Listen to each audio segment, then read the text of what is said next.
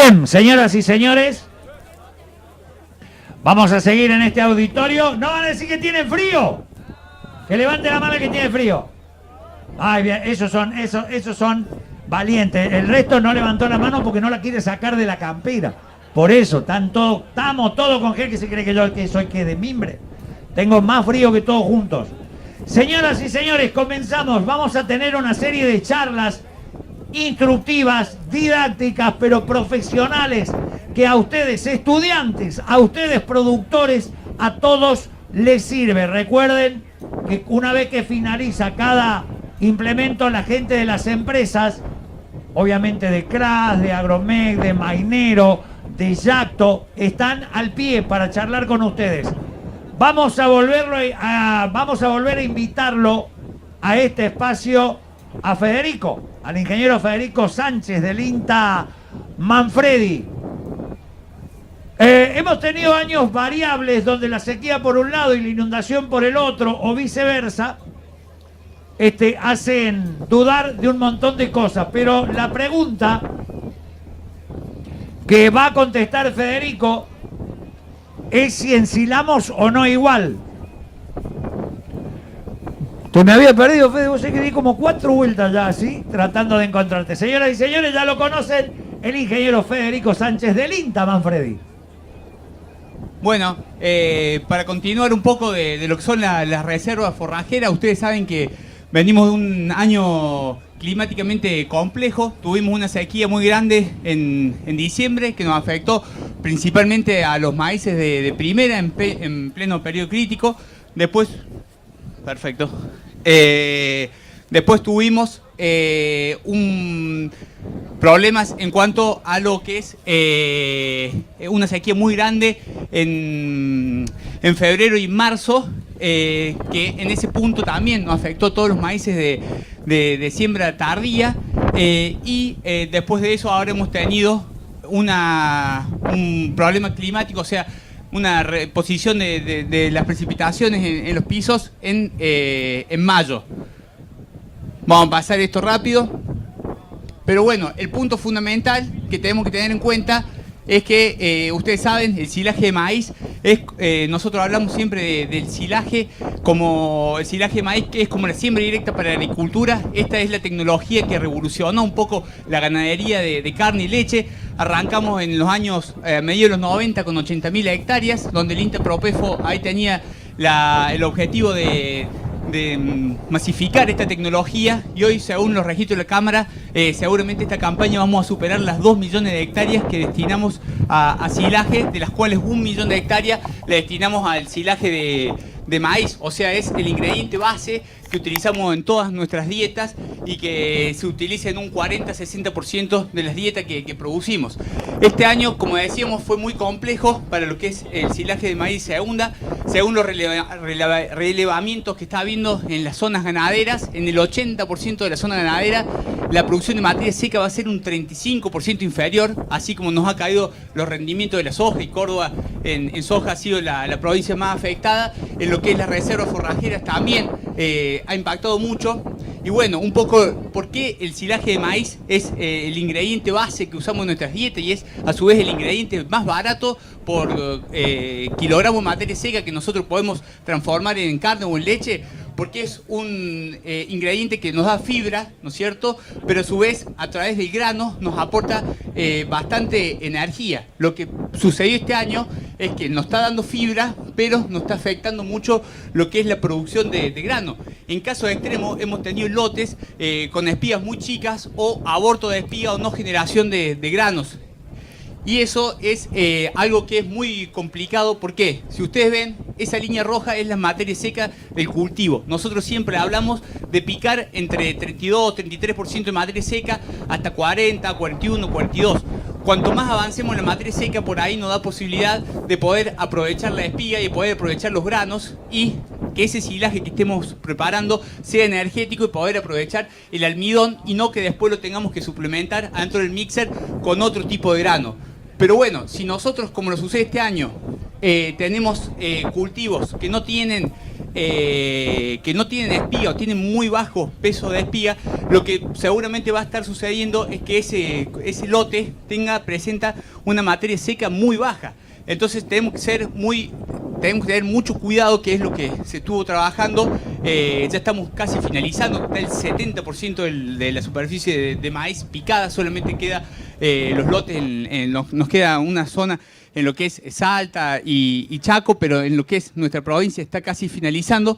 Pero lo fundamental siempre es ver la materia seca que tiene el cultivo. Ya no ver el estado de grano, sino directamente ver cómo nos está afectando.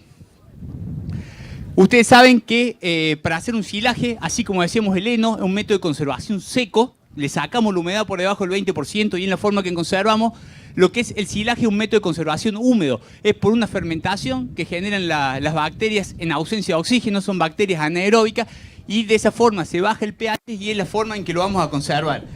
El primer punto, son 5 fases que tiene todo este proceso. El primero es el que nos realiza el contratista, que siempre decimos que en Argentina tenemos contratistas de picado muy profesionales, que están agrupados en una cámara y que manejan un nivel de información bastante importante que no se maneja en ninguno de los otros servicios que se puede dar en el campo. Pero este es el proceso de respiración aeróbica, que es ir con la picadora, realizar el picado en el campo, que es lo que estuvimos viendo recién con el caso de la alfalfa, y después realizar el compactado en el silo aéreo o el embolsado en los silos bolsas. Este es un punto donde, bueno, las recomendaciones han sido, en el caso de tener maíces como los que pueden estar quedando, maíces secos, que en este momento, por ejemplo, presentan 50 o 60% de materia seca, por ahí la recomendación es bajar la altura de picado, porque ustedes saben que en la parte basal de la planta tenemos mayor cantidad de agua y eso nos puede ayudar un poco a la compactación. Acá lo fundamental es que este proceso lo hagamos en menos de 2 horas y poder sacar todo el oxígeno del aire. Este es un problema muy grave que hemos tenido esta campaña. ¿Qué pasa? Seguramente ustedes saben que los lotes, estamos hablando que tienen un rendimiento de un 30, un 35 o un 40% menos de materia seca. Entonces, por ahí un camión para llenarse tarda mucho más. La picadora tiene que recorrer más metros para llenar ese camión, y muchas veces la embolsadora quedaba trabajando en vacío. Y empieza a generarse lo que vemos acá a la izquierda de ustedes, que es este sobreamasado. Esto es el estado de un picado normal, donde nosotros tenemos el largo de fibra que estamos buscando, de 20 milímetros, 21 milímetros, 22 milímetros, pero muchas veces, esperando que venga el próximo camión, como los lotes rinden menos, la embolsadora quedaba funcionando y el rotor con los alabes quedaban trabajando sobre el material picado. Entonces, este es un problema muy grave que vamos a encontrar en las bolsas, y siempre la recomendación es, si es muy heterogéneo y a pulsos los camiones van llegando, tenemos que desactivar la embolsadora, tenemos que desactivar el sistema hidráulico, la toma de fuerza, la toma de potencia, y esperar después volver a llenar la bandeja y volver a activar. Este es un problema que vamos a tener mucho en nuestras bolsas cuando las empezamos a abrir, y seguramente nos va a repercutir en la fibra efectiva. Y ustedes saben que este año va a ser un año muy complicado en cuanto a la fibra, porque también esa sequía afectó también lo que es la producción de alfalfa, y estamos con baja producción en lo que es rollo y megafardo. Así que tenemos que tener mucho cuidado. Después viene lo que es las otras 3 fases, que es la fase de fermentación aeróbica, anaeróbica, donde empieza a trabajar las bacterias y empiezan a disminuir el pH, que es la forma que lo vamos a conservar. Si hacemos una muy buena fase 1, que es la fase donde interviene el contratista, y luego hacemos la fase 2 y la fase 3, seguramente se van a ver bien ejecutadas. Y luego de eso, cuando el silo quede estabilizado con un pH de 4 o menor, ¿no es cierto?, que es la forma en que lo vamos a conservar, tenemos la 5ª fase, que es donde empiezan los problemas muchas veces cuando se fue el contratista nos dejó un silo de muy buena calidad confeccionado en el campo, pero después cuando nosotros empezamos a trabajar con la pala y trabajamos mal, empezamos a romper esa estructura, esa descompactación, y ese silo se empieza a reoxigenar. Y ahí, en esa reoxigenación, se reactivan todas las bacterias aeróbicas que empiezan a consumirnos los nutrientes. Entonces, tenemos que ser muy prolijos también en este punto, que es donde se genera el 40% de las pérdidas que hoy tenemos en todo el sistema, se están generando acá, por un mal manejo de la pala. Entonces tenemos que ser cuidadosos, siempre raspar de arriba hacia abajo, no hacer un ataque frontal con el tractor, donde también muchas veces complicamos el embrague y complicamos el sistema del tractor, pero tenemos que ser muy cuidadosos. Estamos hablando de que tenemos un 35 o un 40% menos de producción de materia seca en la mayor zona ganadera. Bueno, con las lluvias que se han cargado mucho los perfiles en algunas zonas de la provincia, donde hemos tenido lluvias más de 150, 200 milímetros en total en la primera quincena de mayo, esto es una oportunidad, lo que son los silajes de invierno. Es una buena oportunidad para ver cómo recuperamos ese alimento que nos va a faltar a final de la campaña. Los cereales de inviernos, fundamentalmente la cebada, pero puede ser también triticale en zonas más complicada, puede ser el trigo, nos dan una muy buena oportunidad. Lo podemos estar sembrando ahora y después realizando el picado en octubre, nos permiten liberar el lote temprano para lo que es poder hacer después una siembra de soja de segunda o un maíz de segunda. Entonces esta es una muy buena oportunidad si lo hacemos con un cabezal de corte directo, como está ahí en la foto, en estado de grano pastoso, además de ser una fuente de fibra, también nos da la posibilidad de ser una fuente de energía. Así que esto es algo que lo tenemos que decir ya, lo tenemos que planificar, pero puede ser un recurso que nos ayude a poder pasar esta etapa. Y bueno, lo fundamental que hablamos siempre, recién vimos lo que es el trabajo del mixer, y una cosa que tiene que estar asociado al momento de hacer el silo es dónde voy a armar las bolsas. Empezar a pensar en el mediano plazo y en el corto plazo, empezar a armar centros de alimentación. Ustedes saben que hoy también uno de los principales problemas que tenemos con el mixer es el tiempo que tardamos en preparar un mixer y después darlo de comer. Y eso, con todos los costos ocultos que eso tiene, que eso nos acarrea, como por ejemplo tener un personal exclusivo para la tarea de alimentación.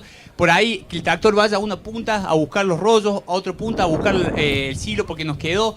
El speller que compramos lo guardamos en un galpón, y todo eso también no solamente es el gasto de combustible, sino el desgaste de ese tractor que muchas veces viene con un pinche, con un rollo que pesa 500, 600 kilos. Entonces tenemos que empezar más prolijos, ordenar a dónde vamos a confeccionar la reserva, a dónde vamos a guardar los rollos. Siempre ver la posibilidad de tener un galpón cerca para los ingredientes que compramos afuera y empezar a planificar. Y a su vez, en mediano plazo, bueno, que ese lugar sea un centro cercano a lo que es los corrales de alimentación y empezar a ser un poco más prolijo en todo este trabajo. Así que bueno, también cualquier duda, después podemos continuar, y les agradezco mucho la atención. Gracias, Fede. Señoras y señores, el ingeniero Federico Sánchez da por cerrada la primera parte